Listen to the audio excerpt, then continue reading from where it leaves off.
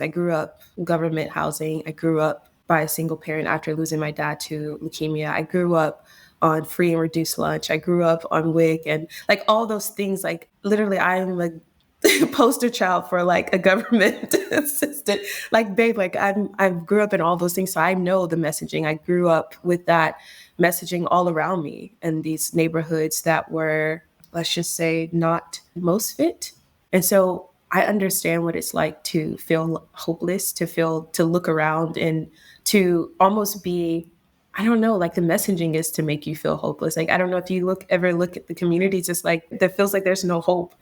And I think that's why I feel more of an obligation to show up for the people in those communities. Because if someone had forgotten about me, if I never had an opportunity to go to school by applying for the scholarship, like the Gates Millennium Scholarship and, all these scholarship foundations that kind of reached back and helped people like me, then I wouldn't be where I am. I wouldn't be talking to you today about this journey of becoming. And so I really believe that, yes, it is definitely a disservice to the people in those communities. However, there are people who can show up and say, look, you don't have to be a victim to life. Life can be on your side. You can develop a mindset that gets you out of this situation to one that fits you, to one that you actually desire. How do young men like us optimize our lives in a way that lets us achieve success and meaning? Come with me as I interview top performers and delve into key areas of life: habits, finance, psychology, health, relationships, work, creativity, and business. I boil the ocean of men's advice into usable wisdom in this podcast to give you the answers. My name is Blake Bottrell, and this is the Distilled Podcast.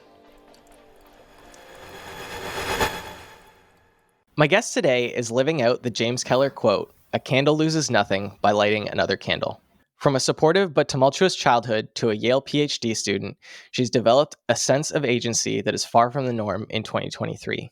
She pilots a philosophy of ask and you shall receive, including a one-way ticket to Bali in 2021, a German model boyfriend from an unexpected Instagram ad, and winding up at her first yoga class ever, halfway around the world, with the co-founder of Def Jam Records. Crystal Harrell, welcome to the show. Oh, wow, like I love that intro. Thank you so much for having me. Absolutely. Welcome. So, alluded to it a little bit, but you gave your thesis defense last week and you're living a little bit of a double life here. Give me the logistics of being a Yale PhD student 8,000 miles from campus. Oh, well, first you have to register in absentia. So that was like a whole ordeal. I had to pass my qualifying exam. So it was like this whole, like, I had to jump through some hoops, definitely. But like once you get the green light, it's the best way to live life. So essentially everything I do now is online. Like once I finish classes and pass my quals defense, it was just kind of like downhill from there. And so I've just been working on my PhD every day. Like even after this interview, I'm going to go down to a cafe. There's a million here. And I'm going to work more on my dissertation. So on the edits that I got from my committee. So it's just one of those things, you just kind of navigate it and then things just kind of fall into place. Who is Luke Life Charms and why is he important to your story of rediscovery? Wow, you really did some digging. How? Oh my gosh, how could I even begin? It almost brought tears to my eyes, to be honest. He was the person. So, Look Life Charms is a YouTuber. He's an African American YouTuber who travels to all these crazy, amazing places and he documents them on his YouTube channel. And it's amazing if you have a chance to check it out. But essentially, whenever I got the feeling that I was going to just go ahead and start traveling, it had always been my dream since I was very young. And I remember I saw his channel on YouTube and I wanted to see someone that looked like me. And I'm like, okay, can we really do this? Like, are there people like me out here who are just, traveling and living life? And I found his channel and he offered consultations. And so I booked one and he basically walked me through a whole process of what it took for him to leave the country and move to Bali. And one of the last things he said to me is like, look, I can tell you all of this, but until you take the chance and go for yourself, you'll never know what it's like. And so after that, I booked my ticket to Bali and my one-way ticket, and yeah, I was gone. I've heard you describe the initiation of your story of travel a handful of times, But I've never heard you mention the fact that it was a dream since you were young to go traveling. What sort of Yes. sparked that as the initial travel bug when you were younger? You know, it's interesting because my friends now, who I used to tell that I was going to travel when I was younger, and now they see me traveling, they're like, "You always talked about this." I barely remember saying it to them. Like, I only remember it because they say, like, "Oh, you always said you were going to travel," and then they told me the stories when I said it. I'm like, "Oh yeah, that's true." But I was just speaking from my heart, so I know it came from a place deep within that was like, "This is a possibility for you." Like, I don't really know how to describe it, but I really believe that the visions and the desires that we have for the life that we want to live are placed within our hearts for a reason. It's because that's a possibility for us. And so I've always felt like traveling the world. And I love cultures. I wanted to be a cultural anthropologist before I became a behavioral scientist, but the job market was very slim. So I changed my focus. But I wanted to study different cultures. I wanted to know, how do people live in different parts of the world? What makes them happy? What makes them sad? And so I always wanted to experience that firsthand. I didn't want anyone to tell me what it was like to live in a different country. So the first kind of, I guess, lesson I got about different cultures and diversity when I was in high school, I knew I wanted to travel and I wanted to see these places for myself. What's the best lesson from your behavioral science background that you've been able to apply while you're traveling? That behavior stems from a set, I would say, a system of beliefs. And those beliefs can be influenced by our culture, our society, a lot of different factors, environmental and also genetic as well. Like, I'm seeing that firsthand. Talk to me about a little bit about the process of unlearning the identity that you had when you came to Bali. It was difficult. It was very painful too. I would say because, I mean, you grow up your whole life and you think, okay, this is the way life is. And so when you move to a different place, you move to a different country, and it is not the way life is, and it's not the way that people see you, it's not the way that you are perceived, you start to question a lot of things. And so it was that process of just questioning everything that I was taught about who I am and about the world that was very difficult to deal with initially. But once you just let go, once you decide, like, okay, I'm open to the process of letting go. I'm open to the process of reforming an identity that works within this culture. Everything just kind of, like I said earlier, it just falls into place once you just kind of like let go and allow things to unfold as they will. But I will say that it taught me a valuable lesson from a lot of the things I used to learn when I was getting my sociology degree, when it comes to identity and the different forms of identity, the different identities that we take. And so it's just interesting because it changes so quickly. And so it made me really look deeper into myself and decide, okay, if this identity that I'm projecting changes so much based on the cultural context, then what is the real identity? What's the part of me that doesn't change?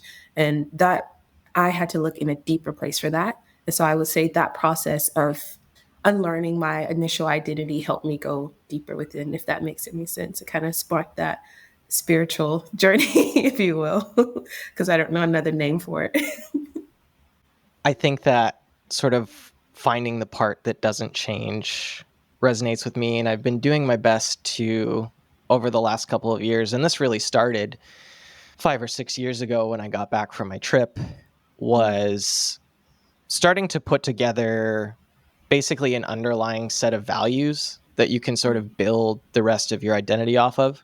And I now have this note in my Apple Notes that just lives in perpetuity that has basically 5 different pillar values that I think I want to do my best to espouse in everything that I do. And then it has 2 to 3 instances of how I can best be acting out those values on a daily, weekly, monthly basis so that I do my best to relate everything that I'm doing back to one of those values whenever I can. That's amazing. And did you sit down and create this list, or in your documents, did you create it all at once, or was it something that has been evolving over time? I think there was certainly a conscious practice to sit down and put it Mm. together, but it's been a growing and morphing piece of who I am in terms of where I'm pulling all those different things from. And it wasn't something that if you had asked me 3 or 5 or 7 years ago, that Yeah. some of those or all of those would be the same at all. So it's certainly been a updating of the software or the firmware over time as it is. So That's amazing. It's alive, just like you. It's evolving, just like you. That's really cool. I mean, you seem like a very grounded guy. I can tell that you put a lot of intention into the way that you show up in this world, just by looking at some of your other podcast episodes, and also just like meeting you for the first time. So it's really cool that you have that. And thank you for sharing that. I never even thought about creating a list and putting in Apple. I would put everything in my journal, and it's hard to carry around every day. So that's really cool. how important do you think the process of travel is to this rediscovering or this identity change? And without Mm. putting the cart before the horse there, I think for me, it's almost a necessary prescription. I was gonna say that. Like, how deep do you want to go with my answer? Like, traveling saved my life, and I don't mean that. It's not like a play on words. It's the truth. I was in a very low place before I started traveling, and I had no sense of just who I was and what I had this goal. Like, I was like, okay, go to school. I think most of the stuff that you read in the beginning was just, and thankfully you didn't read a lot from like my life before travel. It was just, yeah, before travel, I was just so focused on achieving and getting and doing. And I had to be the best. I had to be the top student. I had to be, like I was always on this hamster wheel of trying to get more to make me feel okay. And it never worked, no matter what I achieved, no matter how many degrees that I got, it never worked. And so, yeah, I was just in a place of just like feeling disconnected from myself and from the world that I was living in. And I'm pretty sure that that is not something that is uncommon for a lot of young adults and teens. It's very common, unfortunately. I wish it wasn't. But it just means that my research and the work that I want to do in this world is of even more importance. So it's okay because I have a story and I can relate to the people in this group. But I would say that it changed me and it saved my life because it gave me a sense of connection. It gave me a sense of my own resilience. And that was something, not getting a degree after degree and achievement after achievement. It never showed me my true spirit, my true heart. But traveling did. It showed me who I was.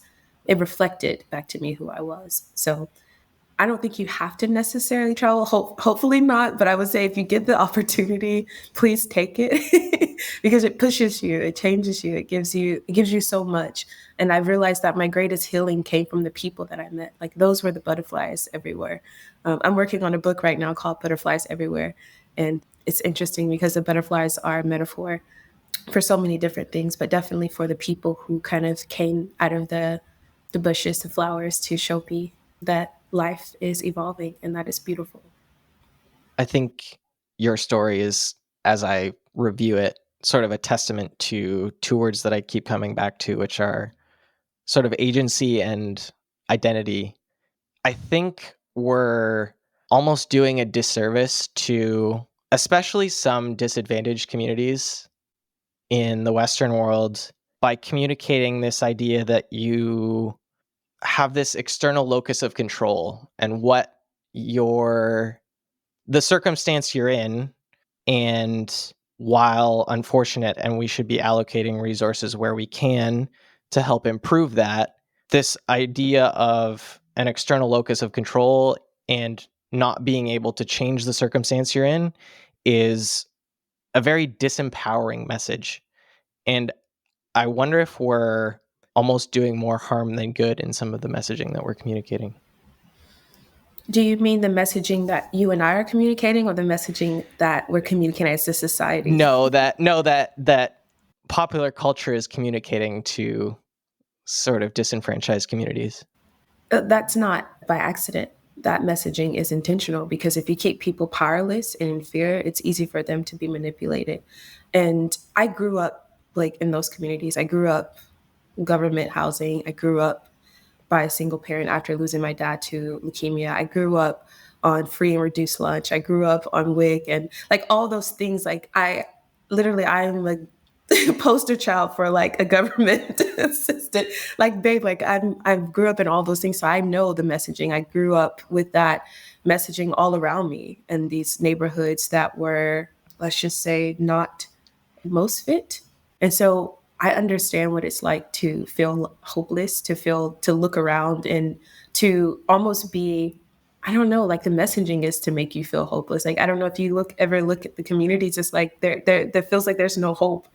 And I think that's why I feel more of an obligation to show up for the people in those communities, because if someone had forgotten about me, if I never had an opportunity to go to school by applying for the scholarship, like the Gates Millennium Scholarship, and all these scholarship foundations that kind of reach back and help people like me, then I wouldn't be where I am. I wouldn't be talking to you today about this journey of becoming. And so I really believe that, yes, it is definitely a disservice to the people in those communities. However, there are people who can show up and say, look, you don't have to be a victim to life. Life can be on your side. You can develop a mindset that gets you out of this situation to one that fits you, to one that you actually desire. And I'm not the only person. When I was trying to figure out how do I make it from point A to point B, I was studying the behavior of people who made it from A to B. Like I wanted to know people like Les Brown, people that I like, Lisa Nichols, like all of these motivational speakers who made it from like really, really tough situations to becoming renowned speakers. I wanted to know, how did you do that? And I just looked at their story, found parallels, and realized that it was their mindset, it was their belief, their self belief, more importantly. They had a vision. And I think that a lot of the times, the messaging that is given to those communities, they strip away the vision and the dream, and that's not right. It's really, it should be. It feels like it's a crime against humanity, to be honest. So yeah, sorry, that's like I have a whole tangent about that, but yeah, it just gets me because I grew up in that, so I understand it at a deeper level. Absolutely. What's the most underrated thing you learned from Les Brown? One of his quotes keeps popping up in my head, and he said that you have no idea what you're capable of, and they don't either. And he just, like, when he said it, I don't know if it was like how he said it or where I was, like where my mindset was when he said it, but that quote just always plays over and over again in my head, because it just reminds me that there's so much more in me, and there is so much more that I can give and that I can become that I have no idea. Like, I couldn't imagine this woman that's speaking to you right now. So imagine in the next 5 years. And so that quote from him just really, it keeps my eye on growth and on self-discovery. And that has been the most exciting part of my life. Coming back to that hamster wheel for a minute, and I know you've talked about the lack of fulfillment that came with a lot of the worldly achievements. Yeah. Do you remember what the sort of tactical steps that you took at that stage? What was this is option one, and these are the three things that came from that as it came to turning things around and deciding I'm going to try something different? That was a good question. And I don't think that there was like, I didn't really think about it as kind of like stages. I only saw the first step. And sometimes some of our greatest insights come from some of our lowest moments in life. And when I was reading Eckhart Tolle's book, I think it was The Power of Now, he talked about how in the beginning of the book, he talked about how it was at his lowest point that he really discovered his greatest truth. And I didn't know it at the time, but what kind of like, I guess, catapulted me into this process of self, discovery, and really like a spiritual type of path of finding out who I am and what I really wanted out of life came whenever I was at my lowest at 23. And I was just not in a good place. I had no life force. There like on the outside, everything was fine because I was achieving a lot of things, and I was always smiling, and I was holding some of the deepest pain I've ever felt in my life. Panic attacks, anxiety, all of that, going to therapy, getting help. I ended up in a nurse's office several times because of panic attacks, which I wouldn't wish those on my worst enemy. They're terrible and they're very scary. So it came from that state of feeling completely lost and completely disconnected, where I wanted to know, who was the Crystal before the trauma? Who was that child who laughed and who had a love towards life that felt so authentic and so genuine? And I wanted to get back to her, the inner child. And that process of trying to figure out, how do I get back to the aspect of me that felt more free and felt more alive and more connected to life, led me on this journey of basically what you see now. These past, like, I guess it's been 6 years now So yeah, it's just it's been amazing. I've learned a lot. It's been difficult and it's also been amazing at the same time. But the lows are not as low as the low I felt when I was completely disconnected. That was a low that I can't explain. It can only be felt. I think people like to popularize the term activation energy when it comes to where you are in terms of making change in your life. And a lot of people get stuck in the kind of messy middle where things aren't quite bad enough to change, but they're just okay. And if their life was actually a little worse, it would actually give them the benefit to get over that hump, to start the thing, whatever it is, quit the job, break up with the person. So, understanding of the energy that you need sometimes, even though it's unfortunate the place that it comes from, it's almost baked into the cake, I think, sometimes. I'm actually, that's really like an interesting insight, Blake, because I'm at a point in my research, being a nerd and all, I'm trying to figure out if you actually need to go to that place. I think people are labeling it the dark night of the soul. And I'm wondering if you even have to get to that low point to where you actually create change for yourself, or is it just a conscious decision that we can make at any point in our lives? I don't know the answer to that. I definitely will have to listen to more people tell their stories and in order to figure out, where to even go when it comes to like that topic. But I would be interested in knowing if you really do need to be very low. But you're right. And Tony Robbins talks about that a lot, about how people are just at the point where they're not too uncomfortable to change. But yeah, I just wonder. That's interesting. I would love to know what the answer is to that question, but I don't know yet. What are the best things you've learned from studying near death experiences? Yeah, you really went deep. How did you know? Did I tell you that? Oh my God. I love that's like my favorite pastime. That's like what I listen to when I'm eating, when I'm watching. Like that's like my dinner type of like entertainment. I don't know what it is. I've always, when I think about it now that you ask, I guess I've always kind of had this fascination with life on the other side. I grew up Christian, so my mom was a pastor, my dad was a Sunday school teacher and a deacon. So I grew up with this awareness of kind of this unseen world, if you will. And when my dad died when I was 11, I remember at his funeral, you have to go view the body. And I remember my mom was trying to get me to go, say goodbye. And that was the words that she used. She said, you have to say goodbye. And I didn't want to. Like, I don't know what it is. Like, I had this huge resistance to just walking up to that casket. I did not. And it wasn't because I was afraid of what I would see. I just knew that I felt like my dad wasn't going to be there. And when I got up to the casket and I kissed him, I knew that that wasn't my dad. I was like, no, that's not my dad. Like it was just a body. It was like a very hard kind of cold. And I was like, no, that's not right. And so like I knew that like there was something else that somehow he had transformed or wherever he was, wherever my real dad was, he was not in that body. And so I guess like from there, I've been studying near death experiences and just trying to, and I guess in the past couple of years, I've been more intentional about listening to the stories of it because I didn't know that people were telling their stories. And when I found that out, I was like, oh yes, let's hear all the stories. So like Life on the Other Side, like it's one of my favorite YouTube channels. They have so many, like hundreds of near death experiences. But I've learned that if you want to know about something, then learn from people who have actually experienced it. And I've always wanted to learn about what happens when we transition out of this body. And so they have. And I guess like that has been the greatest insight that I've gained from those stories. And yeah, I don't think that people would sit down and make up stories about that. Like hundreds and thousands of people would lie about dying and then coming back, especially when there are medical records that show that these people have died, in fact. And so, yeah, it's just been fascinating listening and studying all the patterns. I look for patterns. That's like my life as a behavioral scientist. I love patterns.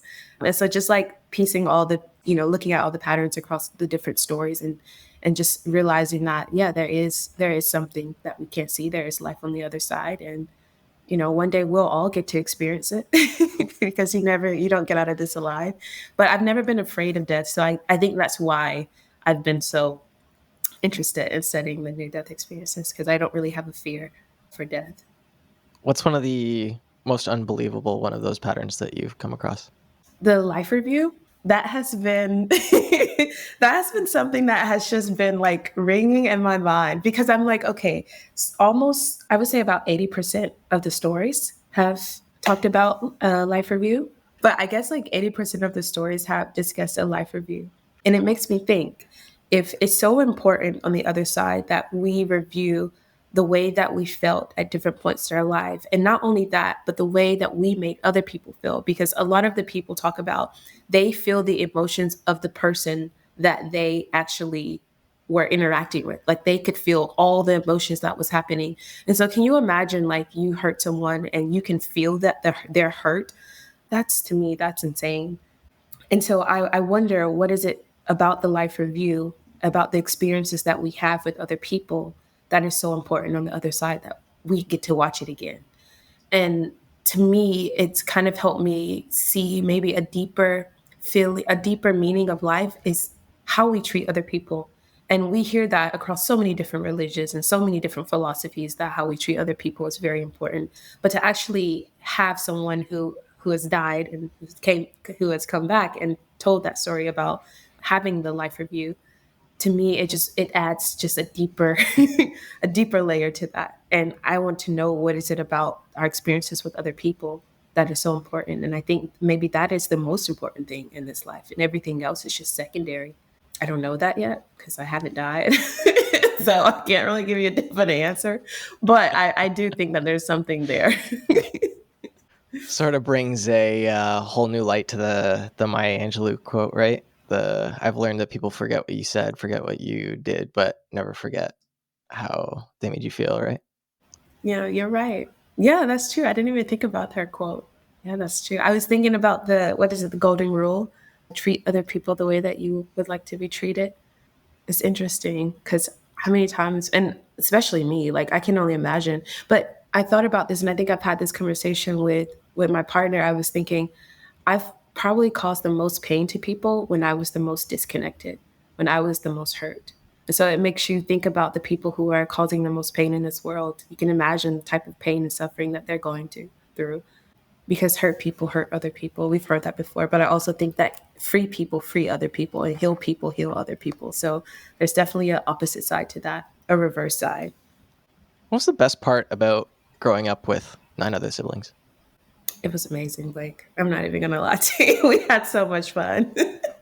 And even now, like we still have fun. I created a group chat for me and all my siblings, and we kind of just, we're adults. Most of them have families now, so we just message each other when we can. But it was just so much fun, and everyone, like my cousins, everyone in the neighborhood where we grew up, they always wanted to be at our house, and I never understood it because we didn't have the best house. We had a very tiny house considering that how many people were actually living inside of it. We didn't have the nicest furniture. Things were broken. Things, like we grew up in public housing, so you can only imagine what it was like. And so I always didn't like, had no idea like why people always wanted to be around us or at our house. And now that I'm older, I realize it's because of the fun that we had. It's because of the energy that we kept in the house. My parents were very loving. They really, I don't know, like both my parents have an amazing sense of humor. And so naturally, all of us are like just silly. Like we play around, we laugh a lot. Like every time we get together, we're just laughing. And I think like that was the best part, is that we never lost, no matter what we went through, the pain of losing a parent, no matter, like living in those conditions, we never lost our sense of humor. And I think that was the best part about, growing up, being children and now being adults, is that we still have that part of us. So thank you so much for that question. It made me think about the really good memories. How do you think we've lost the plot on communicating the message of not even the importance, but the love and excitement of big families? It's interesting. I didn't know that having a big family wasn't normal. Because for me, it felt very normal. And I think that I've never saw the messaging that it was normal or that it was okay, especially like growing up in Western culture. You never really, like, everyone has their house and everyone has their fence, and everyone kind of does their own thing. There's no like coming together of families anymore, especially like, taking in your elders. I'm sure it happens, But like, even if you watch TV, like if the one of the parents lives with the couple, there's always like some disagreement. Like think about King of Queens. Like there was always like some type of like, there was never any harmony between the parents, the elder parents and the married couple. So it was just, yeah, it was just strange because I grew up in a society where I've never had the messaging that it was normal or it was okay to have a big family. And so now that I'm older, I'm seeing that, in different cultures, especially living in the East, in Eastern cultures, like it's natural to have so many different generations of family living and under one roof. Even in Bali, whenever I first moved there, I lived in the middle of a family compound. And a family compound is basically this mini village within the village that was passed down from generation to generation. And so in the middle of the family compound, they have maybe a guest house. And so I was pretty much like taken into their family compound, and they would, cook me breakfast in the morning. They would, always ask me like, "Oh, where are you going today?" And at first it was kind of strange because I didn't grow up in a society that, cared about where I was going, or like, no one says like, "Hey, where are you going?" unless they were like trying to be nosy or like tag along. But there, it was just normal for them to know where everyone who lived in the family compound was at every, point. And not because it wasn't safe, it's just because that was the love that they shared. And that was the type of community and type of family relations that they had. So yeah, that was a good question. But I honestly can't say that I've noticed a difference from childhood to now, because I never, like I said, received the messaging that it was normal. That was my same experience when I got to Bali, when I got to Ubud after being in Thailand for close to a month. I was in Thailand for almost a month, went to Bali for 28 days, and then went back to Thailand for the rest of my trip. But when I got to Ubud, I had been staying in like party hostels for a month, and I was like, I can't do this. I booked an Airbnb for myself and showed up at the airport and got a taxi up to Ubud and basically just stayed at this guest house and walked around Ubud for like a week before a friend got there. And it was in the middle of, like you said, just this compound, and you walk in and there's like 4 houses and there's a central garden area and there's the guest house where I was staying. And it's a totally different way of living and understanding of multi-generational housing and family units. And I think I read a tweet a couple weeks ago that said moving out at 18 is a psyop by the mortgage industry to get you to buy 2 houses or something. And it kind of hit me. I was like, okay, I get it. I mean, think about it. You're still a child at 18. Like your brain isn't even fully developed at that point. Like how are you gonna like manage a mortgage or rent or like anything? Like it's just, yeah, it's ridiculous. How important is philomathy to finding fulfillment in life? You have to explain that question to me in a. Philomathy being the love of learning, right? So how important is that to I didn't know that was the word. I thought, oh, I was thinking of Philomath. So Philomath is a lover of sciences and philosophy. And so what was Philomath? I didn't know that was a. Philomathy is just like is it not? Am I an No, idiot? you're right. You're most likely right. I just never heard of these stuff. So Philomathy, an enjoyment of and Philomathy. passion for learning new facts and acquiring new knowledge. Huh, you learn something new every day. That's a good question. I feel like you have to have that. There has to be some type of joy and fulfillment you get out of learning something new. I know, like in my own personal journey, my dad was my first educator, so he taught me how to read and write before I started school. I was always, and it's because I was just always asking him, like, how do I write a D? How do I write a C? Like, how do I write? Like, I was always like He was just asking, how saying do I? something to get you to go away, right? I know. Go write 17 pages in your book and come back to me. He used to always like that was the thing. Like if you ever said, "Dad, I'm bored," he was like, "Well, go read a book." Like we had like 2 channels. We didn't have cable. We didn't have Wi-Fi. Like what was even that?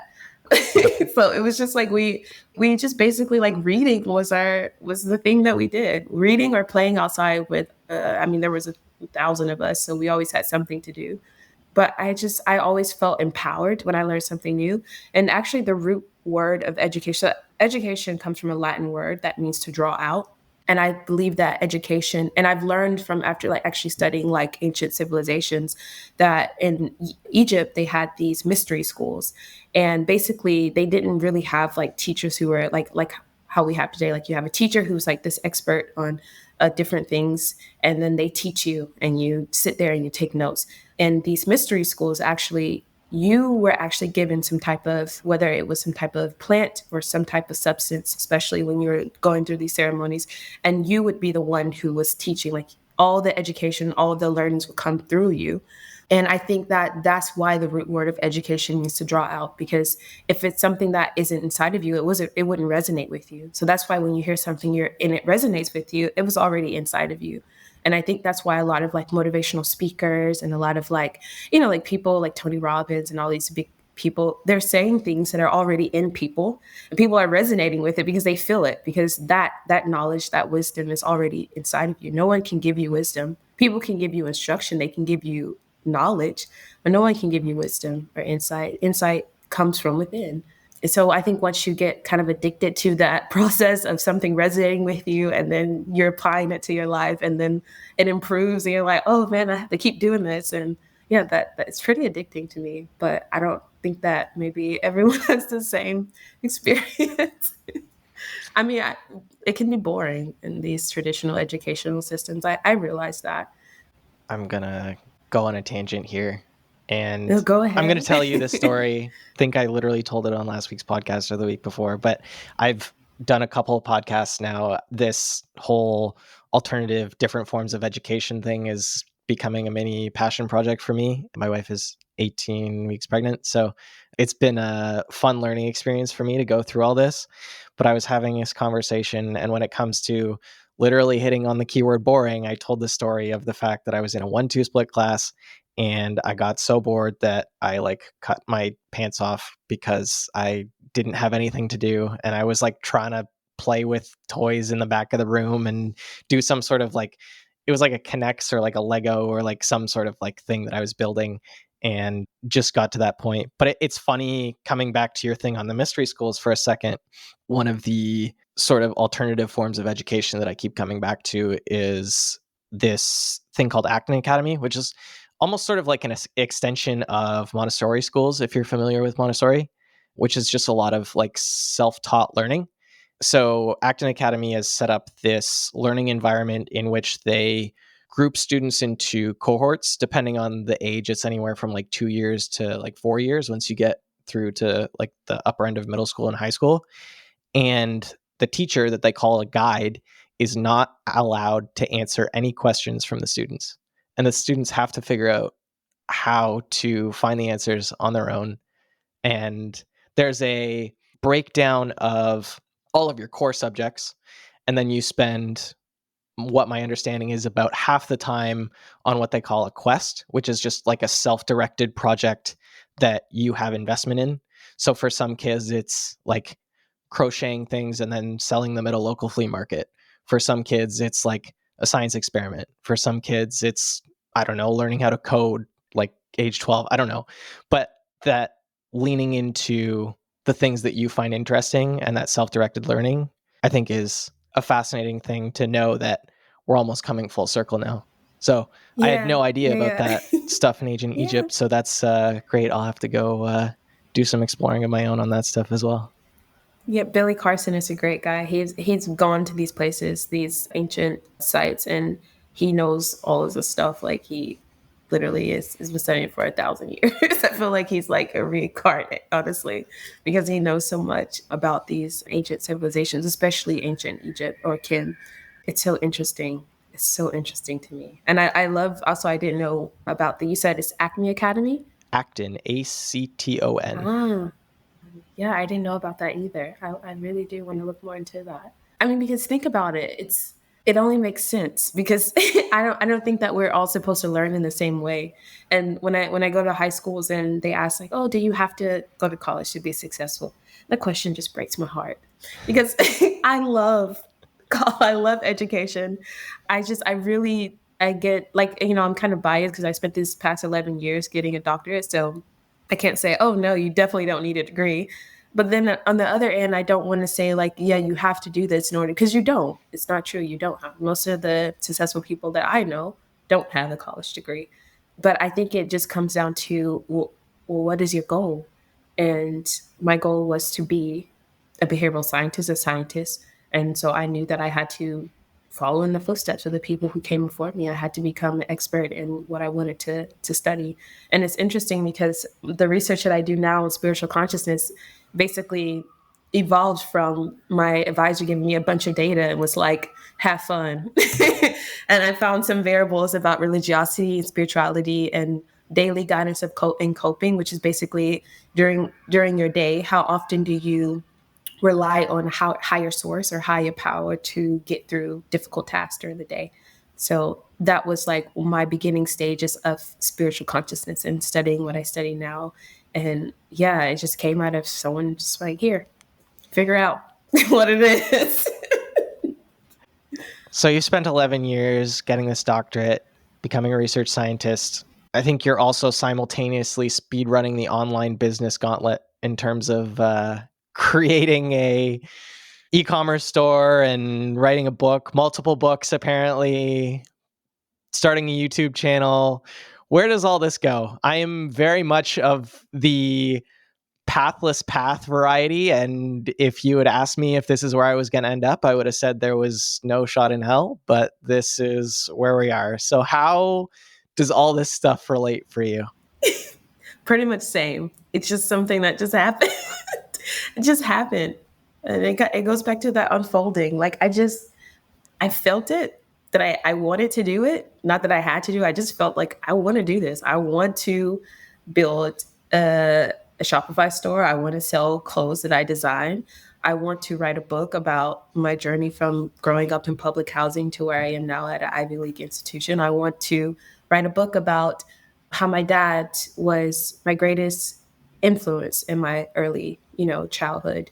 I want to, like all of those things came from just, I felt it and I was like, how do I do it? And I asked questions and someone helped me do it. And if I couldn't find someone to help me, I went on YouTube to teach me how to do it. So, I mean, there were always avenues to get the knowledge, the instruction that I needed to do the things that I wanted to do. But yeah, like you said, it just kind of happened. Like no one could have told me that this is where I would end up. Even doing podcast interviews, it started maybe 3 years ago when I published my book, and people were like, "Hey, can I talk to you about this?" And I'm like, what is a podcast interview? Like, what is this? Like, I was just kind of like, what is this world that I'm being kind of like sucked into? And my first interview, I felt like I was flying.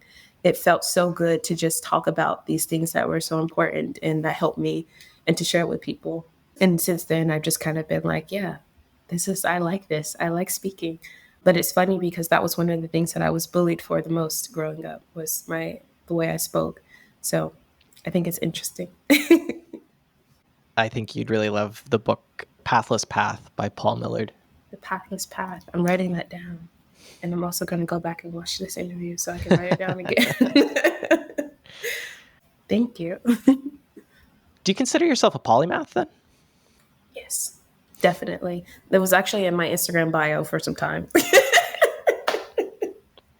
What's the most important thing then you've been able to take from one area of study into another that you wouldn't necessarily have expected to be applicable?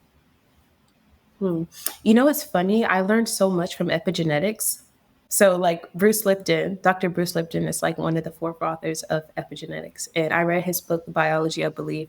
And literally, my entire mind was blown. Like, I have so many notes on that book that I have to go back and read my notes, then read the book again. But it's just the process of talking about how this whole time we were taught that our genes control our life, right? Our genes control everything. But what he found through epigenetics is that it's not necessarily the genes, it's the environment, it's the culture of the genes that's causing the cell to turn into whatever it is, to develop into whatever cell it's going to develop into. And so it's just very interesting to learn about epigenetics and to see how that manifests with what I'm studying now with perception, with human perception and about spiritual consciousness. Like all of it is tying together. There's so many parallels between those two subjects. And I definitely want to go deeper when it comes to epigenetics for sure. I don't have a biology background, but I took a few classes, but I definitely never learned about epigenetics until I read The Biology of Belief. And that book was amazing, like literally amazing. Talking a little bit about spiritual consciousness, why is Jung's theory of synchronicity important to you? That's been coming up a lot in my studies, to be honest. I would say I never really resonated to the point where I included it in my research, but I will say that a lot of his work when it comes to collective consciousness has resonated with me. But I do, going back to the synchronicity, that started happening to me when I moved to Bali the first time, when I left the country. I'm sure it happened before. I just wasn't aware of it. And I think that's why I love that theory, his theory about it, is because it takes an observer, right? It takes you being aware of what's actually happened in order for you to label it a synchronicity. And I think that is important because it happens to me the most when I feel most aligned, if that makes sense. Like when I feel most in flow of life. And then the synchronicities, then meeting people like, Russell Simmons and having my first yoga class with him, that type of stuff happens when I'm like, oh, I'm kind of in the flow, like that just happened. Or like, meeting, Luke Life of Charms. Like those things happen when I feel like I'm more aligned and more connected to the flow of life. And the synchronicity is kind of just like happen like back to back in that state. But I definitely would love to probably study more about his concept there. But I definitely know a lot about his the collective consciousness because it ties into like the public health domain. And that's like, related to your previous questions about, the different subjects kind of tying together. But yeah, that's a good question. I do want to look more into his work on synchronicities. He has a book about it, doesn't he? I forget if it's a full book or just sort of a longer breakdown. I don't entirely remember the full extent of it. Yeah, I'll have to look more into that. You talked a little bit about your journal. What are some of the most important lessons that you've had as a consequence of your journaling practice that you don't think you would have learned otherwise? I don't think I would have been able to see my own evolution if I didn't journal. I've journaled since I was in the eighth grade. It helped me cope with the death of my father. And reading some of my journals from like maybe when I first got into college, I was able to see my mindset kind of when you write, it's really an expression of who you are, right? It takes a certain type of energetic exchange from your mind to the paper. And so I could feel the energy of the state of mind that I was in when I go back and I read some of my earlier journal entries from years ago. And I got to see the way I kind of evolved over time and seeing that my mindset changed, also the energy I had towards life. I recently went back and read my journal from when I first started college in 2013. And oh my gosh, I was so like, I was very open. Surprisingly, it's very interesting that it came across in my writing because I felt very low during that time. So it's interesting that my writing was so positive. And I guess that just really speaks to how no matter what I was going through internally, I really had this determination to live a good life and to live a positive life and to speak positive about my life. I never was one to complain about the way things were because I always felt like I had a choice to change it. I didn't know how, but I felt like I had a choice at least. And my dad always said, attitude is latitude. And I never knew what that meant when he would say that. Attitude is latitude. Like, what does that even mean? And now that I'm older, I see what it means. So yeah, journaling it's been amazing. And that's why like writing has felt like almost like second nature because I feel like I'm just doing a longer journal entry sometimes. I have to tell you about this thing that I learned the other day as it relates Yeah. to evolution, and it's called the end of history illusion. And the end of history illusion is a psychological illusion in which individuals of all ages believe that they've experienced significant personal growth and changes in taste up to the present moment, but will not substantially grow or mature in the future. And it just sort Oh, of like blew my mind that we always think about the fact that our lives are always going to be roughly similar to how they are right now. And I know in going back over the last weeks, months, year, I'm like, oh, this is just it for now until right. whenever.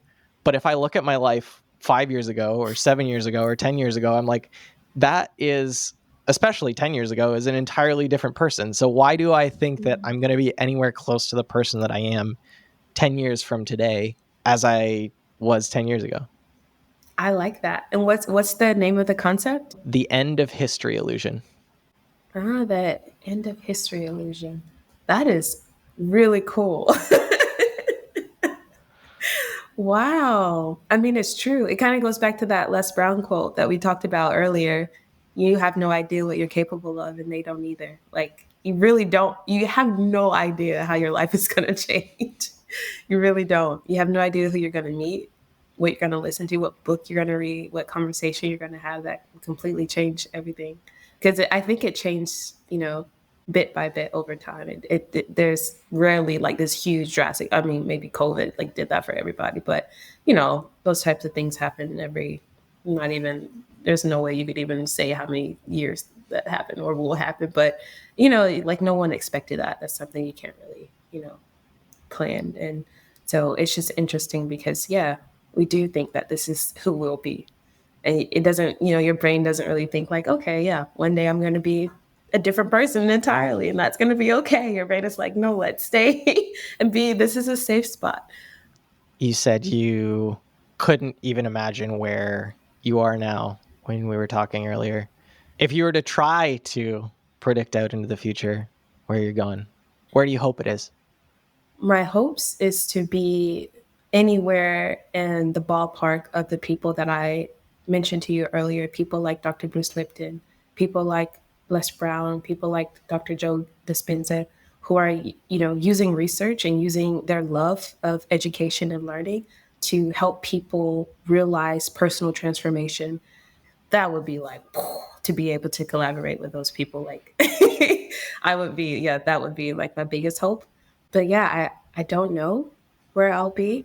I just hope that whatever I'm doing, that I'm using one, my personal story, and two, the research that I love, and three, the collaboration between people who also share a love towards learning and helping people transform, somewhere in that ballpark. Like that would be really cool. That would be like a dream come true.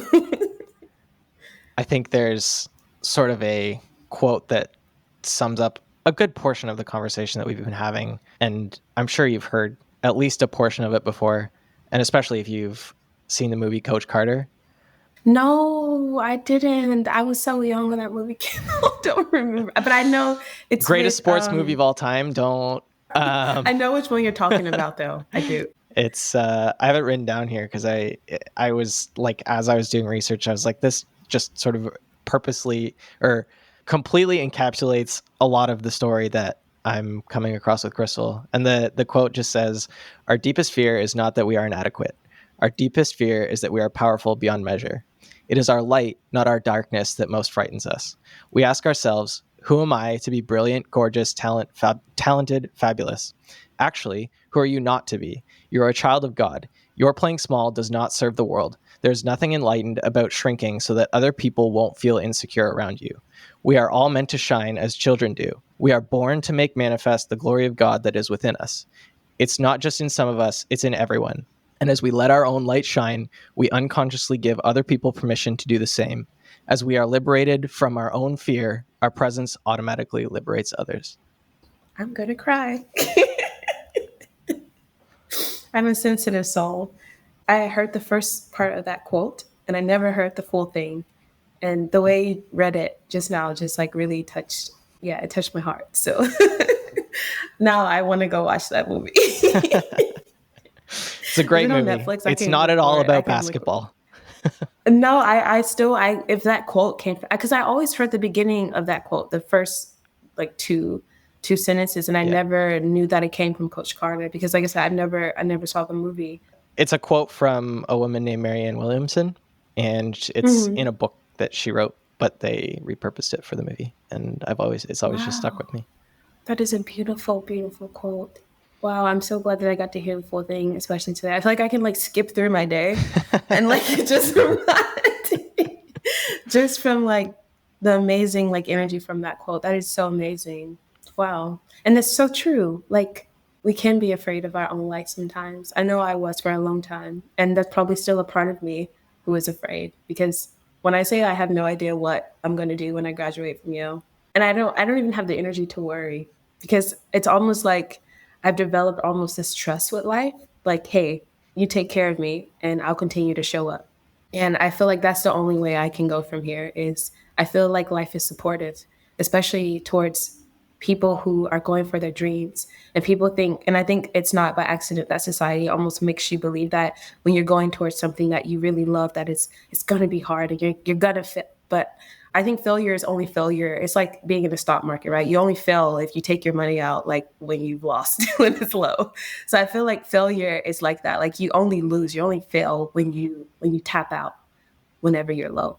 But if you keep going, then eventually you'll reap the benefits. But I know it gets hard. I know it does. So that's beautiful. Thank you so much. I have one final question that I like to ask all my Yeah. guests, and that is, what's the last thing that you changed your mind about?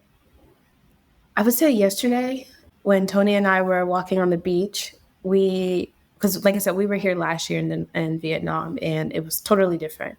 And I said to him, it's amazing how quickly a place can change. And I said that as I was looking around at all the tourists, all the European tourists walking around and with their with all of their culture and stuff, and I was just looking at like how it like you barely recognize the place, like everything, the energy of the places has shifted so much because of the different people from different places who have come here. And it did bother me at first, but as I sat there longer on the beach and I realized like I'm going to have to share this world with other people. And we came here last year because we wanted a place that was beautiful and a place that felt nice. And I'm pretty sure that the people here wanted the same thing. And so like that was like, okay, a shift, internal shift for me, that I was going to have to learn how to share different places with different people from different places. So yeah, it was just like that. I would say like that was the most recent thing, and that happened last night. That you have to learn how to share because they're looking probably for the same thing that we were looking for when we came here last year. So Crystal, I love it. Where should we send people if they want to find all your stuff? everything that I've ever created is on my website. And that's Crystal T Harrell. So T is in Tango. Crystal Harrell was already taken, so I had to put a T in for my middle name. But there you'll find links to my books. Also, I have blog. It's also my blog, and so I have hundreds of articles about academics, personal development, building your own website, even. There's so many, different topics when it comes to creating a brand and creating something that you would love. So yeah, that's my website. You'll also find my social links on there. So yeah. I love it. Thank you very much for spending some time with me this morning. Thank you so much, Blake, for having me. It's been an amazing conversation.